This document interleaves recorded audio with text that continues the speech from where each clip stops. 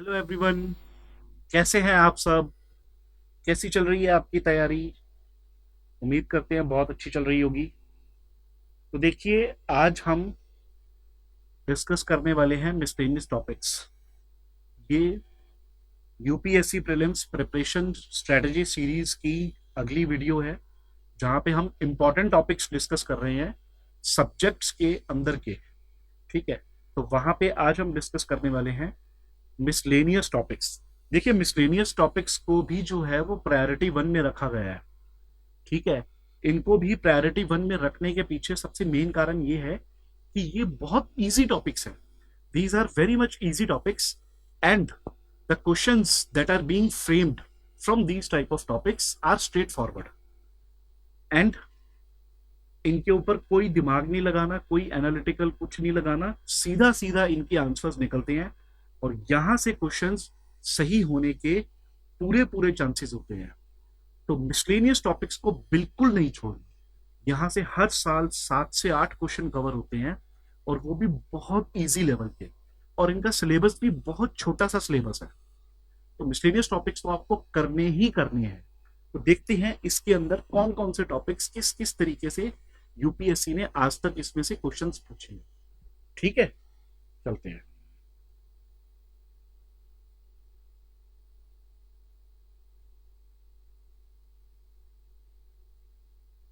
मैं फिर से आपको बता दूं, ये लिस्ट पूरी की पूरी आपको कहाँ मिलेगी? आईएएस मेंट की वेबसाइट पे जाकर वहां पे प्रीलिम्स टैब में स्ट्रेटेजिक टॉपिक्स जीएस के नाम से आपको एक सेक्शन मिलेगा। उसके अंदर आपको ये सारे सब्जेक्ट की लिस्ट वहां पे मिलेगी। ठीक है, तो सबसे पहले हम बात करते हैं ग्लोबल इंटरनेशनल ऑर्गेनाइजेशंस। देखिए, इंटरनेशनल ऑर्गेनाइजेशंस में से 20 प्लस क्वेश्चंस। 20 प्लस क्वेश्चंस का क्या मतलब है कि एवरी ईयर 1 to 2 क्वेश्चंस यहां से आ ही रहे हैं, इसका ये मतलब है। ठीक है, जिसमें सबसे पहला टॉपिक है United Nations and it's agencies. यहां से हर साल क्वेश्चन आ ही रहा है। अब यहां से क्वेश्चंस कहां से आ रहा है? देखिए, यूएन यूएन में से क्या आ रहा है? स्ट्रक्चर एंड ऑर्गन्स, जैसे general assembly, security council, economic and social council, international court of justice. ठीक, रोल्स एंड फंक्शंस, जैसे पीस कीपिंग मिशंस, जैसे सस्टेनेबल डेवलपमेंट गोल्स। ठीक है, जैसे अभी रिसेंटली कौन सा पीस कीपिंग मिशन इसका न्यूज में था? इसराइल पैलेस्टीन वाला।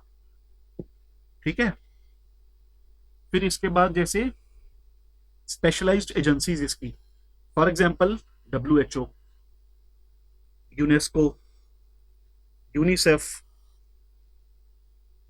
Food and agriculture organisation, ILO. ये बहुत छोटे छोटे टॉपिक्स हैं। These are very small topics और इनमें से बहुत इजी क्वेश्चन आते हैं कि बिल्कुल दिमाग लगाना ही नहीं है, सीधा सीधा स्ट्रेट फॉरवर्ड क्वेश्चन आते हैं। ठीक है, तो इनको करना बहुत आसान होता है। फिर उसके बाद आईएमएफ से, इंटरनेशनल मॉनेटरी इंस्टीट्यूट में से भी क्वेश्चन आ रहे हैं हर साल। आईएमएफ से लगभग लगभग हर साल क्वेश्चन आ रहा है। इसके function and objectives, quota system and SDR. ठीक है, एसडीआर यानी कि जो इसके स्पेशल ड्राइंग राइट्स होते हैं। फिर इसके बाद वर्ल्ड बैंक, वर्ल्ड बैंक के कंपोनेंट्स में से क्वेश्चंस ज्यादा आ रहे हैं, जैसे IBRD, IDA, IFC and MIGA और आईसीएसआईडी। ठीक है, फिर इनके roles and functions, roles and functions में से भी पर्टिकुलरली किन चीजों पे ज्यादा फोकस किया गया UPSC? Poverty reduction, development projects. ठीक है, फिर इसके बाद जैसे एशियन डेवलपमेंट बैंक, इसके अंदर इंडिया की एंगेजमेंट के ऊपर फोकस किया गया। ठीक है, फिर इसके बाद नेक्स्ट आता है हमारा डब्ल्यूटीओ। डब्ल्यूटीओ के अंदर किस चीज के ऊपर ज्यादा क्वेश्चंस बने हैं? फंक्शंस एंड एग्रीमेंट्स के ऊपर, दोहा डेवलपमेंट राउंड्स के ऊपर, ट्रेड फैसिलिटेशन एग्रीमेंट के ऊपर। ठीक है ना, जो ट्रेड एग्रीमेंट्स जो होते हैं,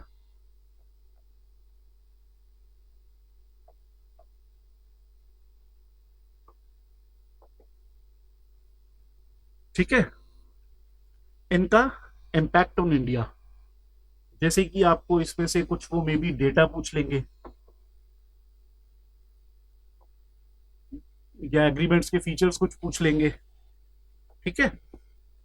इसके बाद रीजनल ऑर्गेनाइजेशंस में से भी देखो कि 20+ जहां जहां लिखा हुआ है ना, इसका मतलब ये है कि यहां से तो हर साल क्वेश्चंस आ ही रहे हैं, यहां से तो एवरी ईयर 2 से 3 क्वेश्चंस भी आ रहे हैं। जैसे सार्क, सार्क में से मेंबर कंट्रीज, ये सारे। फिर इसके बाद objective and functions, regional cooperation, economic integration, फिर challenges and significance, political tensions, regional connectivity, यहां से क्वेश्चन आ रहा है। फिर आसियान से क्वेश्चन आया है, ठीक है, आसियान से काफी क्वेश्चन आए हैं almost every year. Member countries, relation, India relations, regional comprehensive economic partnership, ठीक है। फिर ब्रिक्स में से ये देखो, objectives and initiatives, summits and declarations, significance of India. Summit and declaration में मेनली फोकस किस पे है, एरिया ऑफ कॉपरेशन पे, ठीक है। जैसे ऑब्जेक्टिव्स के अंदर क्या हो गया, जैसे एनडीबी हो गया, ठीक है, सीआरए हो गया।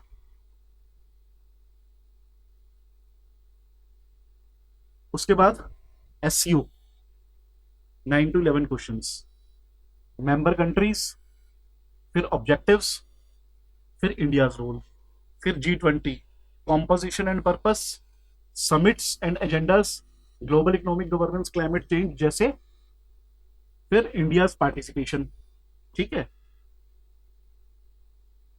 G20 बहुत इंपॉर्टेंट है इस बार भी। International agreements and conventions, 17 to 19 questions, यानी कि यहां से भी 1 से 2 क्वेश्चन हर साल आ रहे हैं, ठीक है। जैसे climate change and environment agreements, 15 to 17 questions, इसके अंदर पेरिस एग्रीमेंट, क्योटो, मॉन्ट्रियल, ठीक है। Nuclear and disaster management treaties, NPT, CTBT, MTCR, ये बहुत इजी ट्रीटीज हैं, बहुत इजी, इनको एक बार पढ़ लोगे याद हो जाएंगी। ये इतने इजी क्वेश्चंस होते हैं, बहुत छोटा सा सिलेबस है इनका। इसके बाद trade and economic agreement, GATT, FTAs, intellectual property rights, यहां से भी क्वेश्चंस 9 to 11 क्वेश्चंस आ रहे हैं, राइट। फिर इसके बाद कुछ मिसलेनियस टॉपिक्स हैं, यहां से भी आप देखेंगे 15 to 17 क्वेश्चंस आ रहे हैं। इसके बाद इसके अंदर कौन कौन से टॉपिक्स हैं, जैसे international reports and analysis, reports and analysis are covering around 13 to 15 questions, जिसमें HDI, UNDP report, India ranking, और इसके अंदर एक चीज और पूछ लेता है, इनके कंपोनेंट्स भी पूछ लेता है, ठीक है, इनके कंपोनेंट्स भी पूछ लेता है।